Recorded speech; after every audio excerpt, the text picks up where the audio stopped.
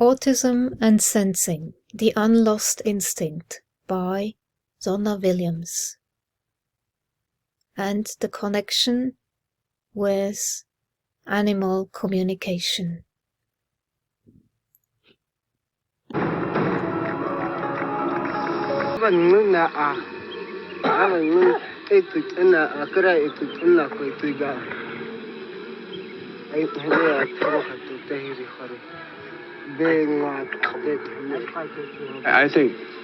I believe people had that all the time. It's a natural gift.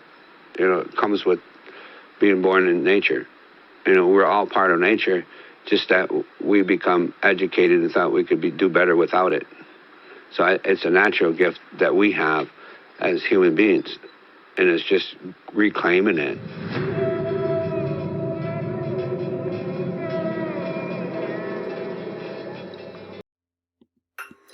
This is a talk about the system of sensing. I originally wrote about the system of sensing in a book called Autism and Sensing, The Unlost Instinct, which was published in 1995. The reason why it was packaged as an autism-related book was because we all begin in that system of sensing, a world before mind, where we have a preconscious state that is a state of beingness rather than up there in mind and conscious awareness. And we're yet to accumulate that world of meaning, that dictionary, which then changes how we experience the world. We start to experience it with interpretation, with interpreting rather than sensing it. And then after that, we gain all the indoctrination and inheritance of culture and ego, etc., and all the cladding, and then that changes how mind experiences it. And so it's a progressive level of change in how we experience the world. But as a person who grew up meaning deaf and meaning blind, progressive level of change in how we experience the world. But as a person who grew up meaning deaf and meaning blind until late childhood, when I gained language with meaning, and until my 20s when I got cohesive visual perception, I retained a lot of that early capacity to navigate my world by pattern and theme and feel. And so I want to talk a little bit about what that system is, how we've all come from it, how some people lose it, and why it's a good thing to get it back. So the system of sensing is our first world. And in our first world, we're really in our own world. It's this place where we accumulate huge amounts of experiences, sensory experiences, emotional waves, tones, movement, textures, smells, sounds, colours, patterns. We're both sensing this stuff, we are intuiting this stuff, we are experiencing it by merging with it. We become part of the music. We feel the music inside of us. We become part of that texture until we can't feel the separateness of ourselves and that texture. We're wrapped up in that texture. We experience the colours, but we move through the colours, and the colours feel like they're moving through us. We encounter people, but we experience them like a kind of living music, like this music of beingness that has a different shape, in a sense, each one. And their shape changes how we experience it. So it's not yet a world of self and other. It's a world of self in other and other in self. And it's not a world of imitating. It's a world of merging in order to know something as the basic sensory and emotional experience of what we're merging with. So we are these experience machines in a sense, and it's not yet a place where we consciously think about things. We're getting such a soup of sensory and emotional information. There isn't those structures yet with which to interpret and gain conscious awareness. So we're in a very pre-conscious state, and we're taking in far more than we can actually consciously process. And this is building up those maps, the repertoire, the dictionaries, in those connections in the brain that have not yet been made. And as such, because we haven't got all those connections made, there's nothing to filter what's coming in. And so we get overwhelmed, and we contract, and we scream, and we look away, and we, cry, or we space out, or we dissociate, or however we manage that, which I guess you could say is a bit autistic, and therefore we all have this autistic response to the world. And some people continue to have that, and others make enough connections in their brain that they begin to filter what's coming in, and they thereby cut down on a large amount of what's coming in, and they build their repertoires so that everything that's coming in progressively is coming in with meaning, and it's manageable, and then we call those people less autistic. But because we're getting flooded with information and we haven't yet got those structures to filter this stuff, what happens with all that accumulated information is that it sort of sits within us. And if somebody was to, like as we get older and they try to tap into that directly, we might not feel we have that knowledge, that conscious awareness, and therefore we can't respond. But if they do something that maybe isn't what we expect, or they address somebody else, we might find that this unknown knowing suddenly comes through, and it surprises us. It surprises us because we didn't consciously know that we had any of that understanding, that we'd done anything with that knowing. But it's unknown knowing because it came in without the filtering, and it was being processed back there in that pre-conscious state, not in the conscious state, not in mind, what we know of as conscious mind. The pre-conscious state is really more, I guess, body. It's more like body brain rather than mind. And so then if we can progressively talk about how we move out of this state of mergence, this state of beingness, this state of sensing, this place of unknown knowing, this my world, what is our next stage, if you like. And our next stage is really that we move into being a sensory being in interaction with the external world. We're taking our my world and we're playing with the external world and taking this back and forth into our own world. So what is the external world? Is it, happy birthday, blow out the candles, or aren't you a pretty boy? Oh, look, he's smiling, or whatever. Is it that world of cladding?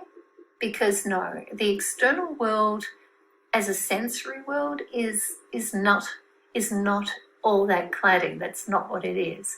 And if you bring all that in too early, the person is not yet ready for it. And I'm not sure that we should necessarily be too ready for it, and certainly not too soon. And we're progressively building a society where we pathologize anybody who's not, straight up for all the cladding by the time they're 2 or 3 years old. But that is, in my opinion, a huge ignorance of the process, of the natural process of how human beings mature from their my world into the external world, into the world of mind, and then, if necessary and where necessary, that world of cladding and ego. The birds, plants, night sky, yeah, the river, everything. Yeah, they become your family. Yeah, Walaja. Yeah, everything's part of you. They're connected to you. You're in relation with the land.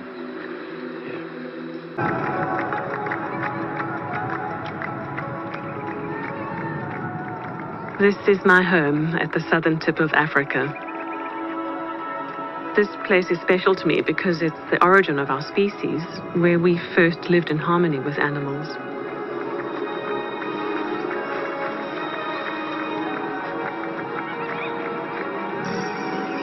My name is Anna.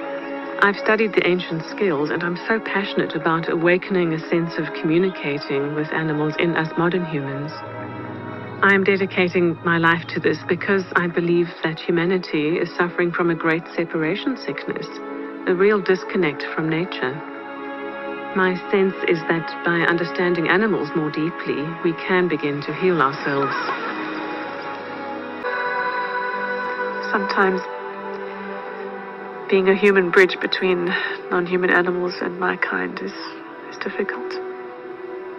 I see both sides of that bridge. And the two pictures don't match up with each other. But there was one big cat here that he did not know what to do with.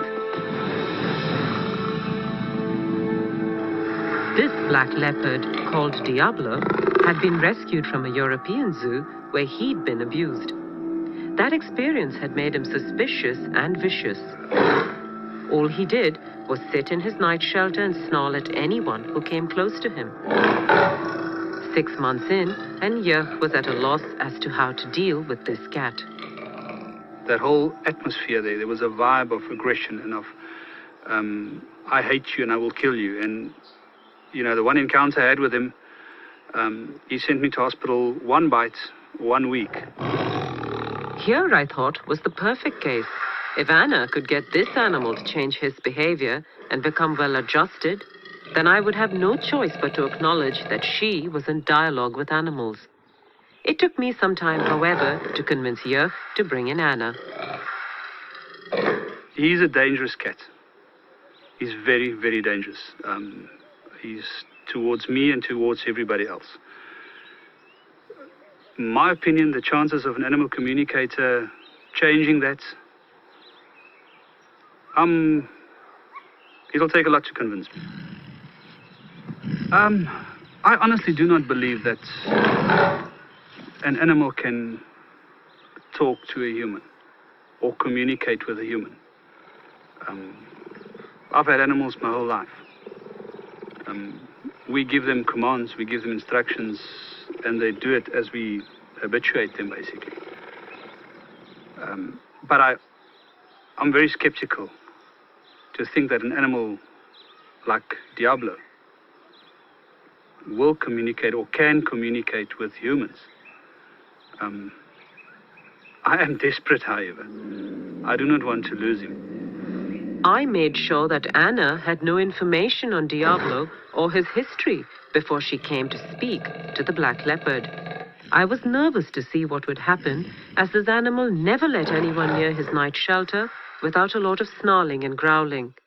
But the minute he saw Anna, he calmed down and let her kneel right outside and look at him.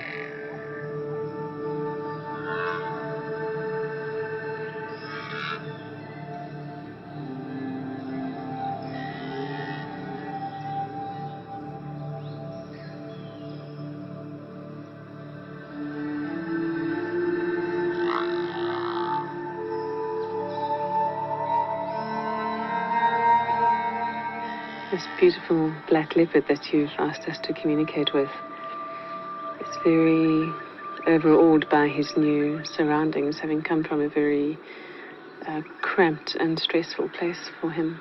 But this place has been provided for him, but he's been quite conditioned by a very unfortunate past He doesn't want much to do with humans as a result.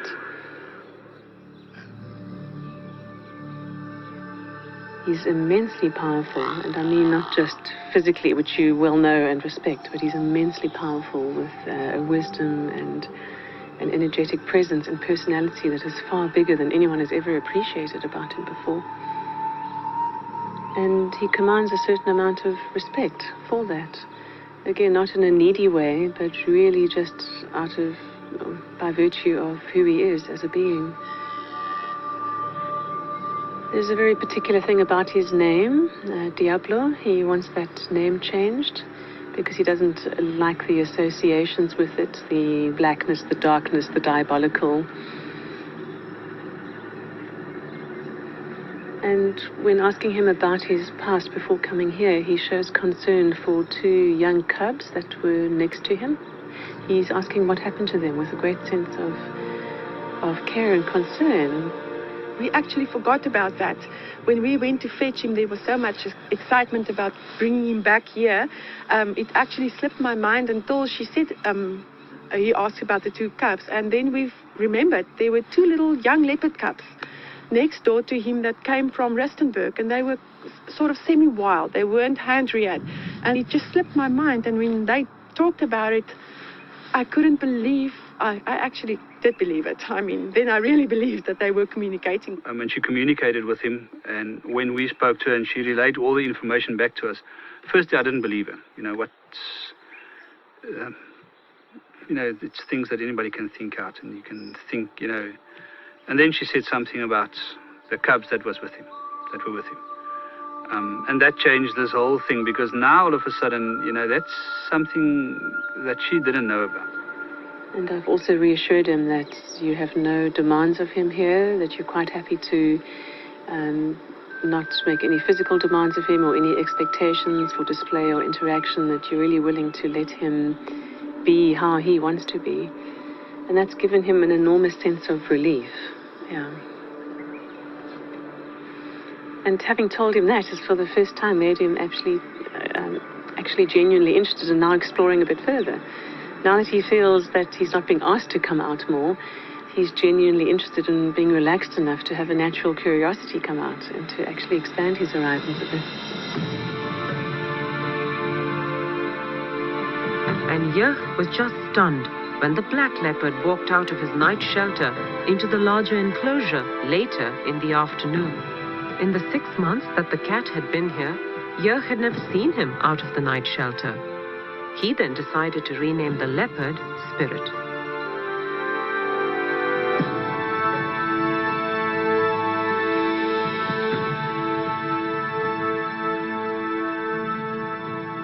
We told him that same afternoon that we're not going to call him Diablo anymore.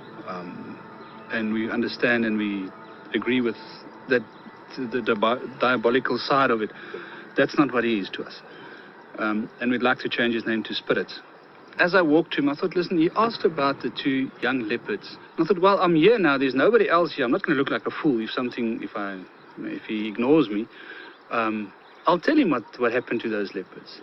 And as I called him and I said, Spirit, and he was looking at me, he was lying like that, I said, with regard to the 2 little leopards, I just want to assure you and I want to tell you that they're safe. And I couldn't help it. I just said to him, wow, you're beautiful. Beautiful. Oh, that's mooi.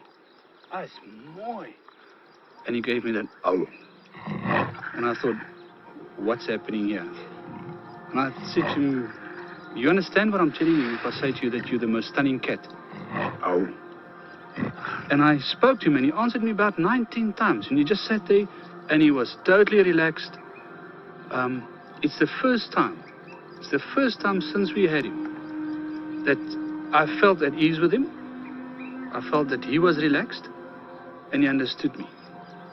It was, to say that I don't know what it feels like for him. For me, it was the most amazing moment. Later that afternoon, Anna came back to check up on Spirit and to see how he was doing. I'm asking him now about how he experienced the communication from Jurg through the fence. And he said it's the first time that someone has directly expressed to him verbally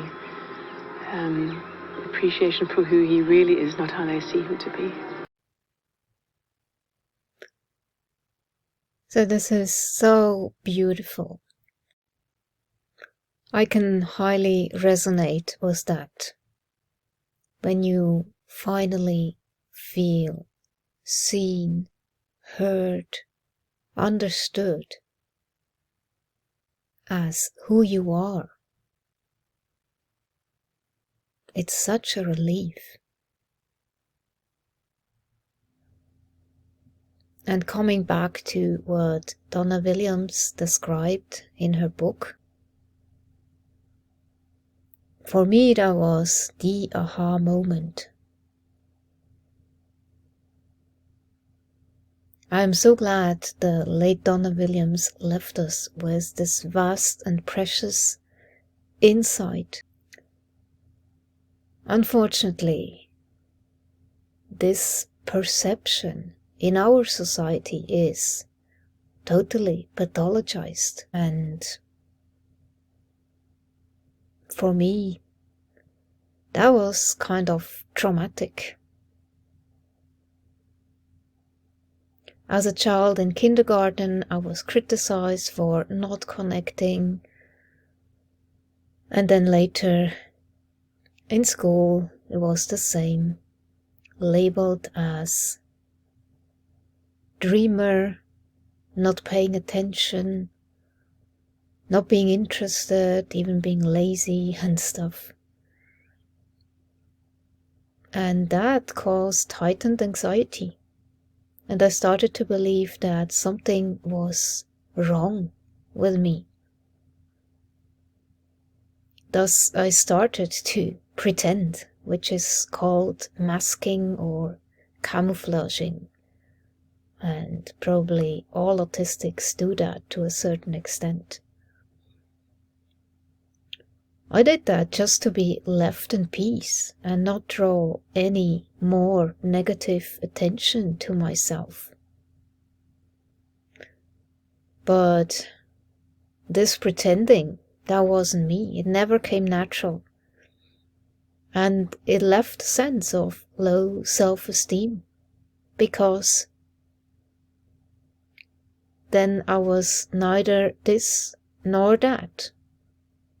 It wasn't okay to be myself, but having to pretend, that also wasn't me. So I got stuck in between, not this nor that. It felt empty to me, and I could never quite develop a sense of true purpose and agency. There was always a sense of shame and less than, because I could never be what they wanted me to be. It just did not work. And only so many years later, at age 46, I learned that this was labeled as being autistic. And I truly wish that our society would just let everybody be and not label one thing as pathological behavior, but just accept everybody as they are, as they express themselves, and value those differences. It would make the world way more enjoyable and harmonious.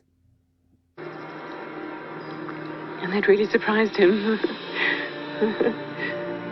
It shows me an image of literally stopping in his tracks by surprise at that sense of just this wall of appreciation coming towards him. He is so relieved that nothing's being demanded of him here. He's just so relieved. It's like this weight is lifted from his shoulders.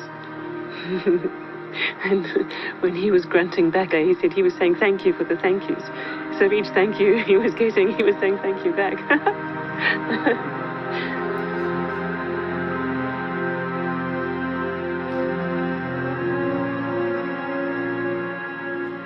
there anything you'd like to say about that feedback? I think we'll talk about this a bit later. I can't listen. So we'll talk about this later. It's unbelievable.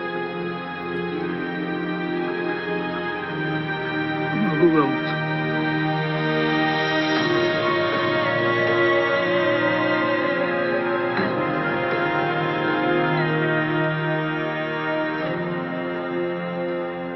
It's two different animals. It's two totally different personalities. We had a snarling cat, angry at everything, upset about being here, hating humans, hating us for having him here, ready to kill in an instant.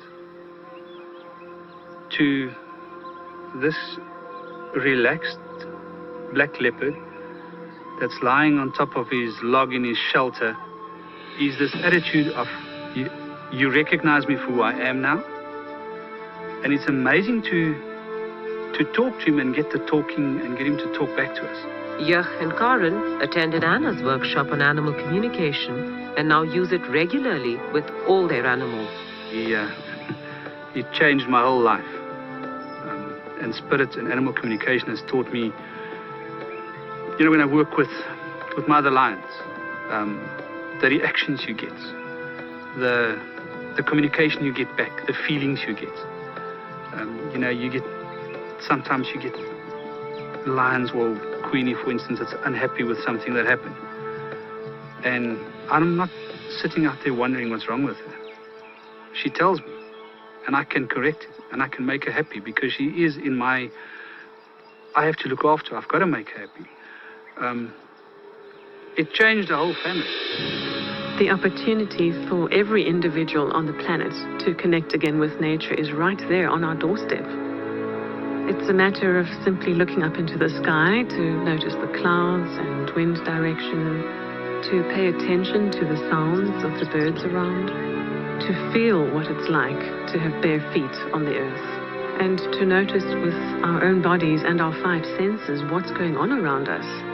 And that will result in us developing a more intuitive and natural way of knowing how to treat our environment. It's not supernatural. It is supernatural, as in very natural. It's the blueprint of our brains. These ways of knowing and communicating were the way of all our human ancestors. We see how our children come alive when they are out in nature. And as adults, we must remember that we are living in a world borrowed from our children's future. This is a most delicate time in human history on the planet. And for sure, the future of the planet and all her inhabitants rely on what we do now and what choices we make. Those choices can be informed by what the animals are telling us if we are just willing to listen and to hear. Perhaps the only real question for us humans is, how are we going to respond?